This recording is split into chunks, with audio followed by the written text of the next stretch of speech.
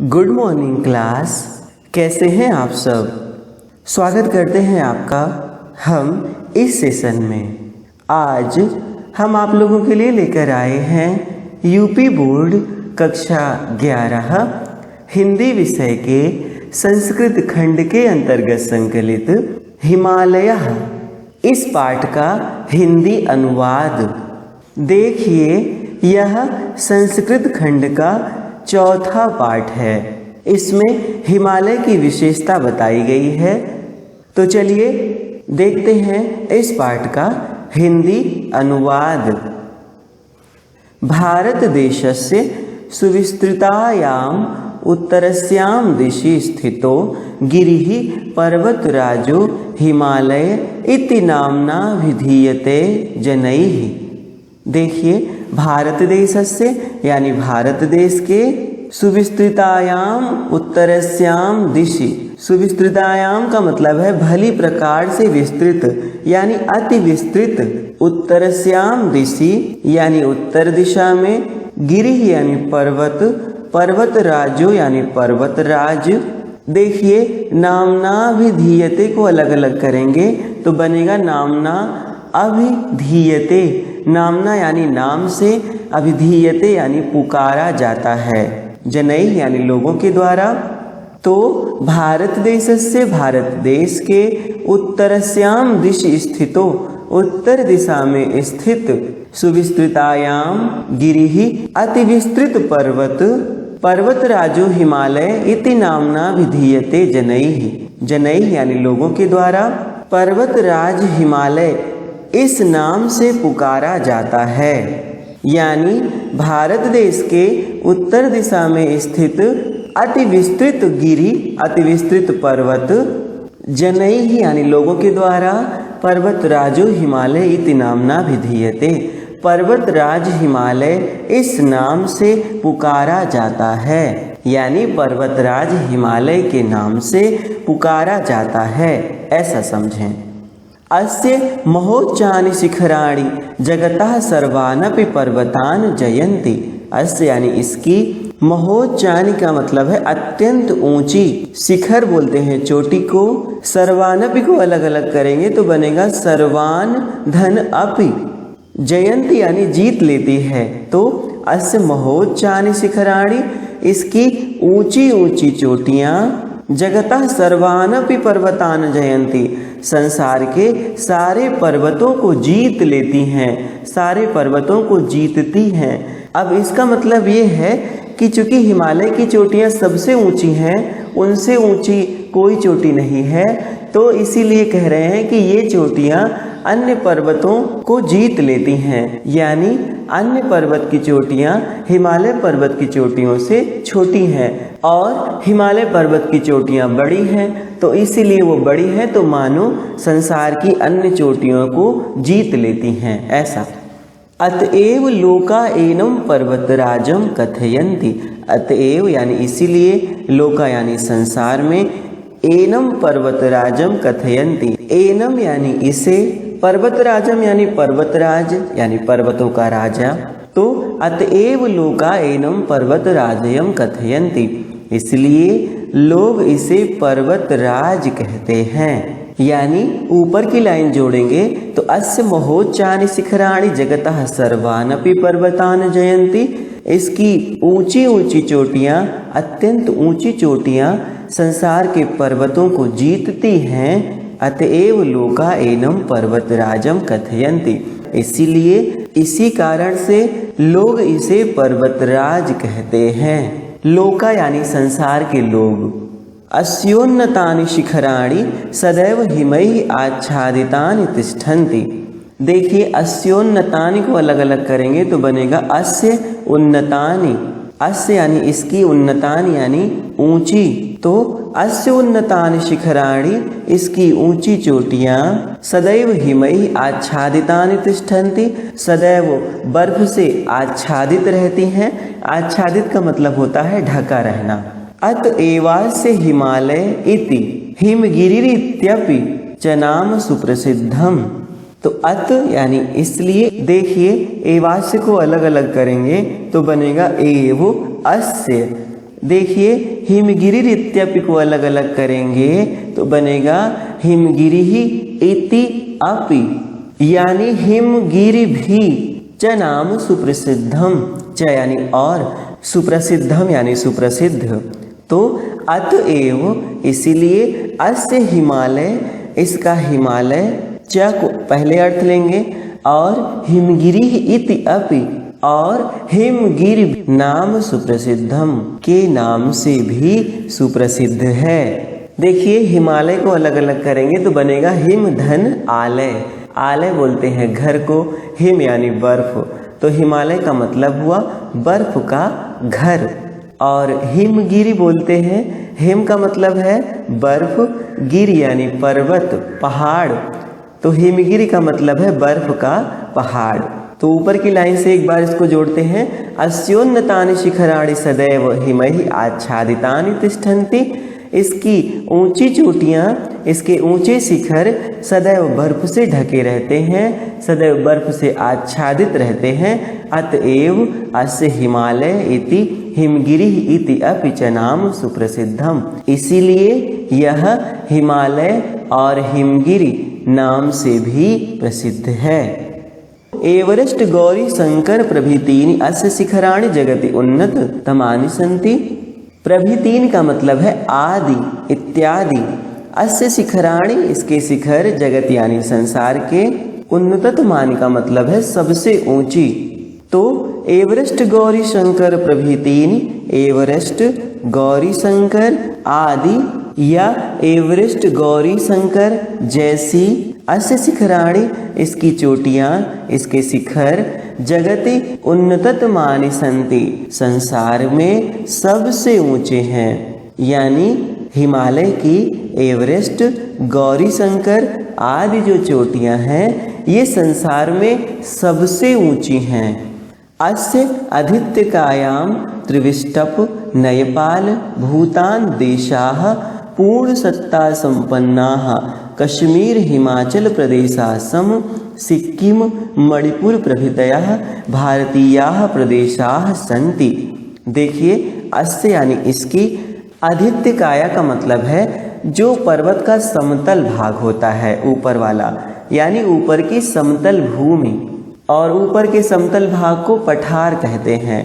तो कह रहे अस्य आदित्य कायाम, इसकी ऊपर की समतल भूमि पर, हिमालय के ऊपर के समतल भाग में यानी हिमालय के पठार में, त्रिविष्टप यानी तिब्बत, नेपाल यानी नेपाल, भूटान यानी भूटान, देशाह यानी देश, पूर्ण सत्ता संपन्ना यानी पूर्ण सत्ता संपन्न, और कश्मीर हिमाचल प्रदेशासम, अलग अलग करेंगे तो बनेगा कश्मीर हिमाचल प्रदेश असम मणिपुर प्रभृतयः भारतीयाः प्रदेशा यानी भारतीय प्रदेश सन्ति यानी हैं। प्रभृतयः का मतलब है इत्यादि या जैसे कह लीजिए। तो अस्य आदित्यकायाम, इसके ऊपरी समतल भाग में तिब्बत, नेपाल और भूटान पूर्ण सत्ता संपन्न देश हैं। कश्मीर हिमाचल प्रदेश असम सिक्किम मणिपुर, कश्मीर हिमाचल प्रदेश असम सिक्किम मणिपुर आदि भारतीयाः प्रदेशाः सन्ति, आदि भारतीय प्रदेश हैं। यानी हिमालय के समतल भाग में तिब्बत, नेपाल और भूटान पूर्ण सत्ता संपन्न देश हैं। आगे कह रहे हैं और कश्मीर हिमाचल प्रदेश असम सिक्किम मणिपुर इत्यादि भारतीय प्रदेश हैं। उत्तर भारतस्य पर्वतीयो भागो अपि हिमालयस्यैव प्रान्तरे तिष्ठति। तो कह रहे हैं उत्तर भारतस्य पर्वतीय भागो अपि, उत्तर भारत का पर्वतीय भाग भी हिमालयस्यैव प्रान्तरे तिष्ठति। प्रांतर का मतलब होता है अंतर्वर्ती भूभाग। तो कह रहे हैं कि उत्तर भारतस्य पर्वतीय भागो अपि, उत्तर भारत का पर्वतीय भाग भी हिमालयस्यैव प्रान्तरे तिष्ठति, हिमालय के ही अंतर्वर्ती भूभाग में स्थित है। कहने का मतलब है पर्वतीय भागों में गढ़वाल, कुमाऊं आदि बसते हैं। तो कह रहे हैं उत्तर भारत का पर्वतीय भाग भी हिमालय के प्रांतर में, हिमालय के अंतर्वर्ती भूभाग में स्थित है। अयं पर्वतराजः भारतवर्षस्य उत्तरसीम्नि स्थितः तत् प्रहरीव शत्रुभ्यः सततं रक्षति। अयं यानी यह पर्वतराजः, यह पर्वतराज भारतवर्षस्य उत्तरसीम्नि स्थितः, भारतवर्ष की उत्तरी सीमा में स्थित रहकर तत्प्रहरीव शत्रुभ्यः सततं रक्षति। देखिए प्रहरीव को अलग अलग करेंगे तो बनेगा प्रहरी इव, यानी प्रहरी की भांति। प्रहरीव शत्रुभ्यः सततं रक्षति, उसकी प्रहरी की भांति शत्रुभ्यः सततं रक्षति, शत्रुओं से सदैव रक्षा करता है। जैसे प्रहरी शत्रुओं से रक्षा करता है, वैसे हिमालय उत्तरी सीमा पर स्थित होकर भारत का प्रहरी बनकर रहता है। भारतवर्ष से उत्तर सीम्नि स्थितः, भारतवर्ष की उत्तरी सीमा पर स्थित अयं पर्वतराजः, यह पर्वतराज तत्प्रहरीव शत्रुभ्यः सततं रक्षति, वहाँ पर सदैव प्रहरी की भांति शत्रुओं से रक्षा करता है। हिमालयादेव समुद्गम्य गंगा सिंधु ब्रह्मपुत्राख्याः महानद्यः शतद्रिविपाशा यमुना सरयू गंडकी नारायणी कौशिकी प्रभृतयः नद्यश्च समस्तामपि उत्तरभारतभुवं स्वकीयैः तीर्थोदकैः न केवलं पुनन्ति अपितु इमां शस्यश्यामलामपि कुर्वन्ति। देखिए ये वाक्य बहुत बड़ा है, थोड़ा करके पढ़ते हैं इसका अर्थ। हिमालयादेव अलग अलग करेंगे तो बनेगा हिमालयात एव, यानी हिमालय से ही। समुद्गम्य, समुद्गम्य का मतलब है निकल कर। अब आगे ये नदियों के नाम दिए गए हैं, गंगा सिंधु ब्रह्मपुत्राख्या। देखिए ब्रह्मपुत्राख्या को अलग अलग करेंगे तो बनेगा ब्रह्मपुत्र आख्या, यानी ब्रह्मपुत्र नामक। तो गंगा सिंधु ब्रह्मपुत्र नामक महानदियाँ और शतद्रिविपाशा यमुना सरयू गंडकी नारायणी कौशिकी प्रभृतयः नद्यश्च। तो चा का अर्थ हम पहले लेंगे, और शतद्रिविपाशा यमुना सरयू गंडकी, शतद्रि यानी सतलज, विपाशा यानी व्यास, गंडकी गंडक नदी को बोलते हैं, नारायणी कौशिकी, कौशिकी यानी कोसी नदी, प्रभृतयः यानी आदि या जैसी नदियाँ, समस्तामपि उत्तर भारत भुवम, समस्त उत्तर भारत भूमि को, स्वकीयैः तीर्थोदकैः, स्वकीयैः यानी अपने, तीर्थोदकैः को अलग अलग करेंगे तो बनेगा तीर्थ धन उदकैः, उदक बोलते हैं जल को, तो तीर्थोदकैः यानी तीर्थों के जल से, यानी पवित्र जल से।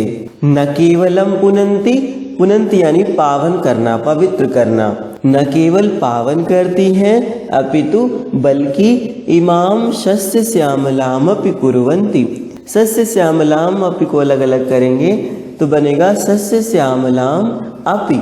सस्य श्यामल का मतलब है अन्न से हरी भरी, यानी धन धान्य से परिपूर्ण, भी कुर्वन्ति करती हैं।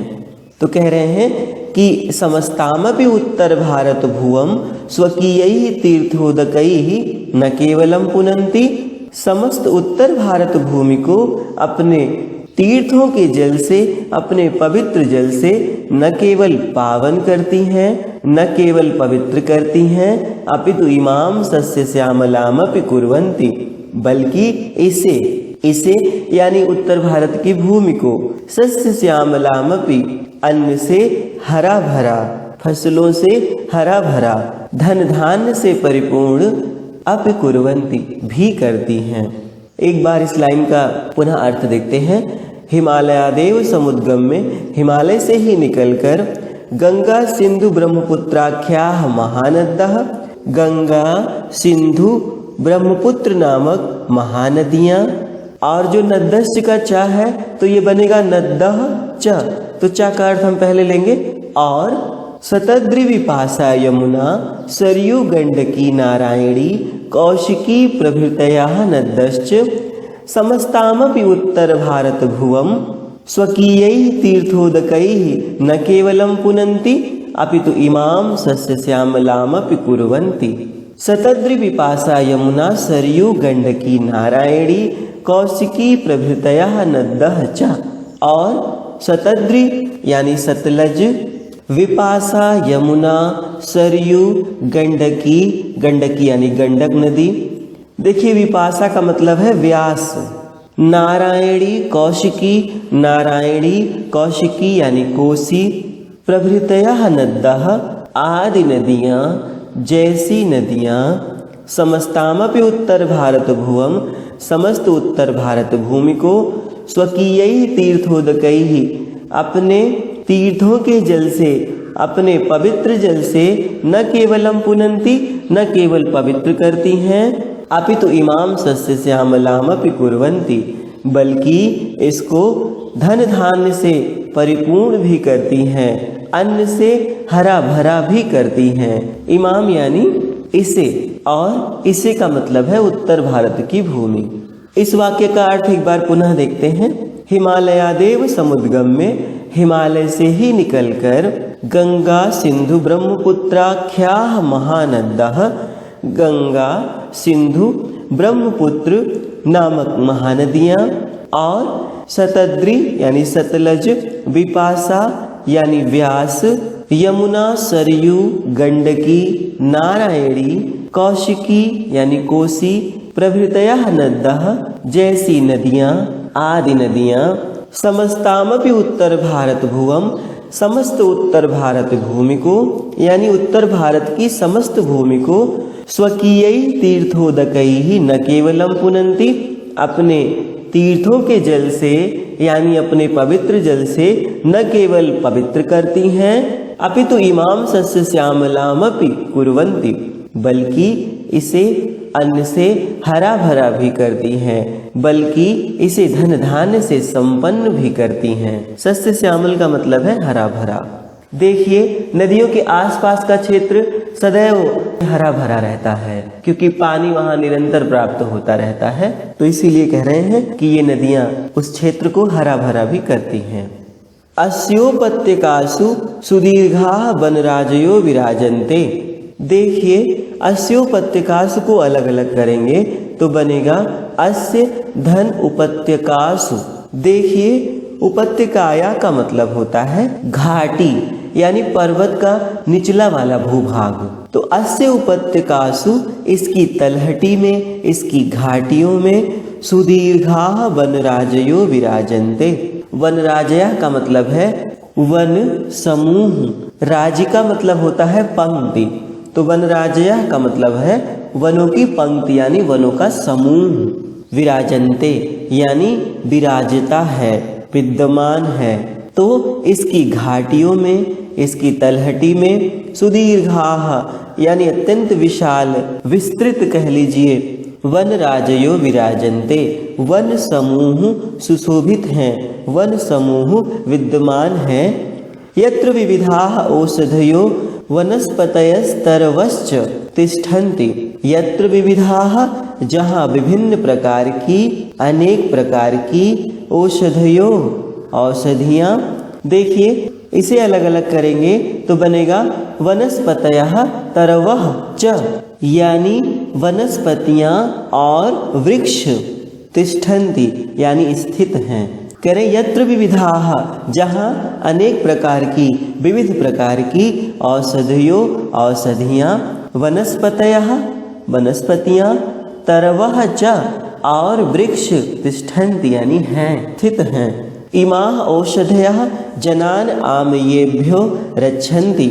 इमाः औषधयः ये औषधियाँ, ये जड़ी बूटियाँ, जनान यानी लोगों की, आमयेभ्यो, आमयेभ्यो का मतलब है रोगों से, आमय का मतलब है रोग, रक्षन्ति यानी रक्षा करती हैं।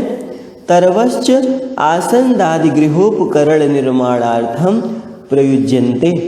तरवः च और वृक्ष, आसन्दादि गृहोपकरण निर्माणार्थम अलग अलग करेंगे तो बनेगा आसंदी आदि गृह उपकरण निर्माण अर्थम। आसंदी बोलते हैं कुर्सी को। तो कुर्सी आदि घरेलू उपकरणों के निर्माण के लिए, कुर्सी आदि घरेलू सामान बनाने के लिए प्रयुज्यन्ते यानी प्रयोग की जाती हैं, प्रयुक्त होती हैं। और वृक्ष आसंदी आदि गृह उपकरण निर्माणार्थम, और वृक्ष कुर्सी आदि घरेलू सामान बनाने में प्रयुज्यन्ते यानी प्रयुक्त होते हैं, प्रयोग में लाए जाते हैं। यानी इमाः औषधयः जनान् आम्येभ्यो रक्षन्ति, ये औषधियाँ लोगों की रोगों से रक्षा करती हैं। तरवः च, और वृक्ष कुर्सी आदि घरेलू सामान बनाने में प्रयुज्यन्ते प्रयुक्त होती हैं, प्रयोग में लाई जाती हैं। कहने का मतलब जो वृक्षों का समूह है उसमें से कुछ औषधियां हैं जो मनुष्यों के रोगों को ठीक करती हैं, और वृक्ष आदि से लोग घरेलू उपकरण बनाते हैं। हिमालय वर्षर्तो दक्षिण समुद्रेभ्यः समुत्थिता मेघमाला अवरुद्धे वर्षणाय ताः प्रवर्तयति। हिमालय वर्षर्तो, वर्षर्तो अलग अलग करेंगे तो बनेगा वर्षा धन ऋतो, यानी वर्षा ऋतु में। तो हिमालय वर्षा ऋतु में दक्षिण समुद्रेभ्यः समुत्थिता, समुत्थिता यानी उठने वाली, दक्षिणी समुद्र से उठने वाली मेघमाला, मेघमाला यानी बादलों के समूह को अवरुद्ध यानी रोककर वर्षणाय ताः प्रवर्तयति। प्रवर्तयति का मतलब है प्रेरित करता है, ताः यानी उनको, वर्षणाय यानी वर्षा के लिए। तो हिमालय वर्षा ऋतु में दक्षिणी समुद्र से उठने वाली बादलों की माला को, यानी दक्षिणी समुद्र से उठने वाले बादलों के समूह को अवरुद्ध यानी रोककर वर्षणाय ताः प्रवर्तयति, उनको बरसने के लिए प्रेरित करता है, उनको वर्षा करने के लिए प्रेरित करता है। अस्योपत्यकायां विद्यमानः कश्मीर देशः स्वकीयाभिः सुषमाभिः भूस्वर्ग इति संज्ञा अभिहितो भवति लोके। देखिए, अभी उपत्यका की चर्चा हुई थी। उपत्यका यानी पर्वत की निचली जमीन, यानी तलहटी में, घाटी में। तो कह रहे अस्य उपत्यकायां विद्यमानः, इसकी घाटी में विद्यमान, इसकी घाटी में स्थित कश्मीरो देशः, कश्मीर प्रदेश, स्वकीयाभिः सुषमाभिः, स्वकीयाभिः यानी स्वयं की, अपनी, सुषमाभिः यानी सुंदरता से, भूस्वर्ग इति संज्ञया, भूस्वर्ग यानी पृथ्वी का स्वर्ग, इति संज्ञया इस नाम से, अभिहितो भवति लोके यानी अभिहितः भवति लोके, अभिहितः भवति यानी पुकारा जाता है, लोके यानी संसार में। तो अस्य उपत्यकायां विद्यमानः, इसकी घाटी में विद्यमान, इसकी घाटी में स्थित कश्मीर प्रदेश स्वकीयाभिः सुषमाभिः अपनी सुंदरता के कारण भूस्वर्ग इति संज्ञा अभिहितो भवति लोके, लोक में यानी संसार में पृथ्वी का स्वर्ग इस नाम से, यानी पृथ्वी के स्वर्ग के नाम से पुकारा जाता है। कश्मीर इतना सुंदर है कि लोग उसको पृथ्वी का स्वर्ग कहते हैं। ततश्च पूर्वस्याम दिशि स्थितः किन्नर देशो देवभूमि नाम्ना प्राचीन साहित्ये प्रसिद्धः आसीत्। ततश्च तो बनेगा ततः च, और ततः यानी उसके, पूर्वस्याम दिशि स्थितः पूर्व दिशा में स्थित, किन्नर देशो किन्नर देश, देवभूमि नामना देवभूमि नाम से, देवभूमि का मतलब है देवताओं का निवास स्थान, प्राचीन साहित्य प्रसिद्ध आसीत, प्राचीन साहित्य में प्रसिद्ध था। कह रहे और उसके पूर्व दिशा में स्थित किन्नर देश प्राचीन साहित्य में देवभूमि नाम से प्रसिद्ध था। यानी प्राचीन काल में किन्नर देश जो बोला जाता है उसको देवभूमि कहा जाता था। अद्यापि कुल्लू घाटी इति नामना प्रसिद्धो अयम प्रदेशः रमणीयतया केशां मनो न हरति। अद्यापि यानी आज भी, कुल्लू घाटी यानी कुल्लू घाटी, इति नामना इस नाम से, यानी आज भी कुल्लू घाटी नाम से, प्रसिद्धो अयम प्रदेशः प्रसिद्ध यह प्रदेश, रमणीयतया केशां मनो न हरति। रमणीयतयाम का मतलब है सुंदरता से, केशाम मनो न हरति, केशाम यानी किसके, मनो यानी मन को, न हरति नहीं हरता है, अर्थात सबके मन को हर लेता है। कह रहे आज भी कुल्लू घाटी नाम से प्रसिद्ध यह प्रदेश सुंदरता के कारण, सुंदरता से किसके मन को नहीं हर लेता, अर्थात सबके मन को हर लेता है। यहाँ कोई चला जाए तो वहाँ से लौटने का मन नहीं करता, ऐसा समझें। शिमला देहरादून मसूरी नैनीताल प्रभृतीन नगराणि देशस्य संपन्नान जनान ग्रीष्मर्तौ बलादिव भ्रमणाय आकर्षन्ति। करे शिमला देहरादून मसूरी नैनीताल प्रभृतीनि, नैनीताल आदि या जैसे नगराणि देशस्य नगर, देश के संपन्नान जनान संपन्न लोगों को, धनवान लोगों को, ग्रीष्मर्तो अलग अलग करेंगे तो बनेगा ग्रीष्म ऋतु यानी ग्रीष्म ऋतु में, गर्मी के मौसम में, बलादिव अलग अलग करेंगे तो बनेगा बलात इव यानी बलपूर्वक, हठ पूर्वक यानी मानो हठ पूर्वक, भ्रमणाय आकर्षन्ति भ्रमण के लिए आकर्षित करती हैं। यानी शिमला देहरादून मसूरी नैनीताल इत्यादि नगर, जैसे नगर ग्रीष्म ऋतु में देशस्य संपन्नान जनान, देश के संपन्न लोगों को, देश के धनवान लोगों को, भ्रमणाय भ्रमण करने के लिए, बलात् इव आकर्षन्ति बलपूर्वक अपनी ओर खींचते हैं, आकर्षित करते हैं। कहने का मतलब है कि ये प्रदेश इतने सुंदर है, यहाँ इतना अच्छा लगता है कि जो देश के संपन्न लोग हैं वो गर्मी के मौसम में घूमने के लिए जाते हैं। इन प्रदेशों के सौंदर्य से आकर्षित होकर लोग यहाँ घूमने जाते हैं। तो शिमला देहरादून मसूरी नैनीताल इत्यादि नगर देश के संपन्न लोगों को ग्रीष्म ऋतु में भ्रमण करने के लिए मानो बलात्, मानो हठ पूर्वक भ्रमण के लिए आकर्षित करते हैं, मानो जबरन अपनी ओर खींच लेते हैं। एभ्यो अपि पूर्वस्मिन् भागे अवस्थितः रमणीयतमः प्रदेशः कामरूपतया कामरूप इति संज्ञया अभिधीयते। एभ्यो अपि पूर्वस्मिन्, एभ्यो अपि का मतलब है एभ्यः धन अपि यानी इनके भी या इसके भी, पूर्वस्मिन् भागे अवस्थितः पूर्व भाग में स्थित, रमणीयतमः देखिए रमणीयतमः का मतलब है अत्यधिक रमणीय, अति रमणीय, अत्यंत मनोहर, प्रदेशः काम रूपतया, काम रूपतया का मतलब है इच्छानुसार रूप धारण करने के कारण, काम रूप इति संज्ञा अभिधीयते, काम रूप इस नाम से अभिधीयते पुकारा जाता है।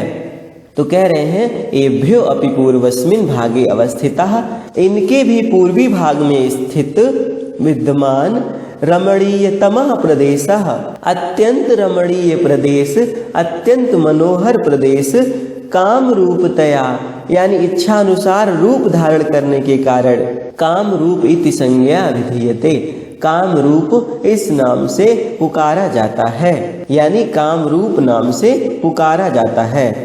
देखिए एक बात समझें, ये जो कामरूप जिसकी बात हो रही है ये असम में है और असम का ये कामरूप जिला प्राचीन साहित्य से ही, प्राचीन काल से ही अपने जादू टोने के लिए प्रसिद्ध रहा है।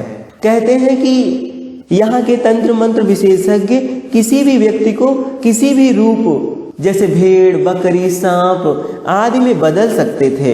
इसी कारण से इसका नाम काम रूप, काम यानी इच्छा, कामना, रूप यानी रूप धारण कर सकने वाला, तो इसीलिए इसका नाम काम रूप पड़ गया, ऐसा समझें।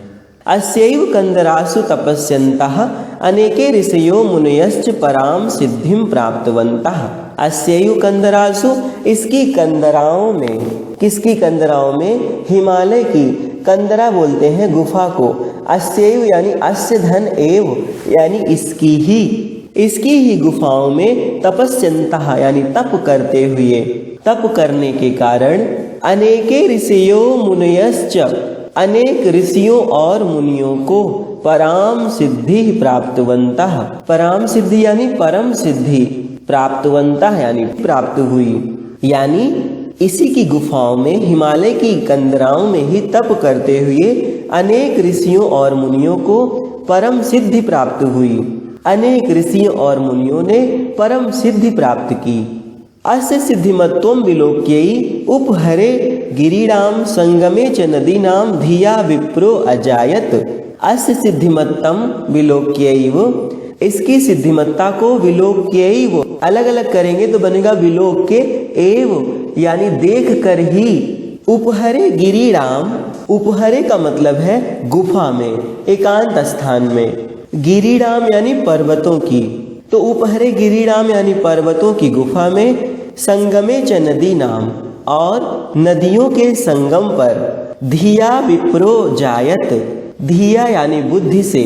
विप्रो अजायत को अलग अलग करेंगे तो बनेगा विप्रह अजायत। विप्रह यानी ब्राह्मण, ब्राह्मण यानी ब्रह्म प्राप्ति के इच्छुक साधक। यानी अस्य सिद्धिमत्वं विलोक्यैव, इसकी सिद्धिमत्ता को देखकर ही, इसकी सिद्धि प्रदान करने की क्षमता को देखकर ही, उपहरे गिरीणाम संगमे च नदीनाम, पर्वतों की गुफाओं में और नदियों के संगम पर। धिया विप्रो जायत, बुद्धि से ब्राह्मण उत्पन्न हुए, यानी बुद्धि नामक तत्व से ब्राह्मण की उत्पत्ति हुई। इत्यादि कथयन्तः, इत्यादि कहते हुए, ऐसा कहते हुए। वैदिका ऋषयः अस्य महत्वं स्वीकृतवन्तः, वैदिक ऋषियों ने अस्य महत्वम, इसकी महत्ता को, इसके महात्म्य को स्वीकृतवन्तः स्वीकार किया। यानी इसकी सिद्धिमत्ता को देखकर ही पर्वतों की गुफाओं और नदियों के संगम पर बुद्धि नामक तत्व से विप्र उत्पन्न हुए, ब्रह्म प्राप्ति की इच्छा रखने वाले साधक उत्पन्न हुए। ऐसा कहते हुए, इत्यादि कहते हुए वैदिक ऋषियों ने भी इसके महत्व को स्वीकार किया। देखिए, उपहरे गिरीणाम संगमे च नदी नाम धिया विप्रो अजायत को ऐसे भी अर्थ ले सकते हैं कि पर्वतों की गुफाओं और नदियों के संगम पर ब्राह्मणों ने, यानी ब्रह्म प्राप्ति की इच्छा रखने वाले साधकों ने बुद्धि प्राप्त की, ज्ञान प्राप्त किया, ऐसा समझें। पुराणेषु सर्वविधानां सिद्धीनां प्रदातुः शिवस्य स्थानम् अस्यैव पर्वतस्य कैलाश शिखरे स्वीकृतमस्ति। पुराणेषु यानी पुराणों में, सर्वविधानां सिद्धीनां प्रदातुः, सर्वविधानां यानी हर प्रकार की, समस्त प्रकार की, नाना प्रकार की। सिद्धि नाम प्रदातु, सिद्धि प्रदान करने वाले, सिद्धियों के प्रदाता।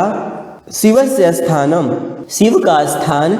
अस्यैव पर्वतस्य कैलाश शिखरे स्वीकृतमस्ति, इसी पर्वत के कैलाश शिखर पर स्वीकृतमस्ति यानी स्वीकार किया गया है, माना गया है। यानी पुराणों में सब प्रकार की सिद्धियां देने वाले शिव जी का स्थान इसी पर्वत के कैलाश शिखर पर माना गया है। अस्यैव प्रदेशेषु बद्रीनाथ, केदारनाथ, पशुपतिनाथ, हरिद्वार, ऋषिकेश, वैष्णव देवी, ज्वाला देवी प्रभृतीनि तीर्थ स्थानानि सन्ति। तो कह रहे अस्यैव, अस्य धन एव यानी इसकी ही या इसके ही, प्रदेशेषु प्रदेश में यानी इसी के प्रदेशों में, बद्रीनाथ, केदारनाथ, पशुपतिनाथ, हरिद्वार, ऋषिकेश, वैष्णो देवी, ज्वाला देवी प्रभृतीनि तीर्थ स्थानानि सन्ति, इत्यादि तीर्थ स्थान हैं, जैसे तीर्थ स्थान हैं। यानी बद्रीनाथ, केदारनाथ, पशुपतिनाथ, हरिद्वार, ऋषिकेश, वैष्णो देवी, ज्वाला देवी आदि तीर्थ स्थान इसी हिमालय पर्वत के ही प्रदेशों में स्थित हैं, ऐसा। अतएव पर्वतराजो अयम हिमालयः रक्षकतया पालकतया सर्वौषधिभिः संरक्षकतया सर्वसिद्धिप्रदातृतया च भारतीयेषु जनेषु सुतरां समादृतः पर्वतराजः इति। अतएव यानी इसलिए ही, पर्वतराजो अयम अलग अलग करेंगे तो बनेगा पर्वतराजः अयम, यानी यह पर्वतराज हिमालय, हिमालय रक्षकतया यानी रक्षक के रूप में। देखिए, उत्तरी सीमा में खड़ा है तो मानो रक्षक है। पालकतया, पालक के रूप में, पालन पोषण करने वाले के रूप में, वहाँ से बहुत सारी औषधियाँ वनस्पतियाँ मिलती हैं तो पालक है, समझ लीजिए, पालन पोषण करने वाला है। सर्वौषधिभिः संरक्षकतया। सर्वौषधिभिः को अलग अलग करेंगे तो बनेगा सर्वधन औषधिभिः, यानी सभी औषधियों से संरक्षकतया यानी रक्षक होने के कारण। तो सभी औषधियों से रक्षक होने के कारण, सभी औषधियों से भरा पड़ा है, तो मानो लोगों की रक्षा करता है ये औषधियों से।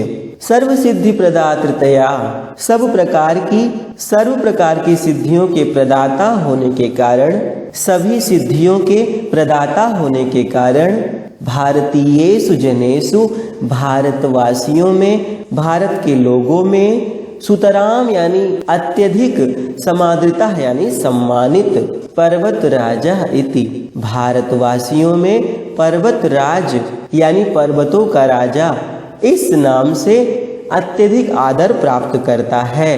भारतवासियों में पर्वतराज के नाम से अत्यंत आदर को पाता है, अत्यंत सम्मानित है। देखिए, बहुत ही अच्छा वर्णन हम लोगों को प्राप्त हुआ हिमालय के विषय का। प्रिय विद्यार्थियों, अब ये हिमालय नामक पाठ यहीं समाप्त होता है। इस सेशन को अब हम यहीं समाप्त करते हैं। आपको ये वीडियो कैसा लगा हमें अवश्य बताएं और अपने सहपाठियों के साथ इसे साझा भी करें। अब आपसे विदा लेकर चलते हैं, मिलते हैं किसी दूसरे सेशन में किसी दूसरे पाठ के साथ। धन्यवाद।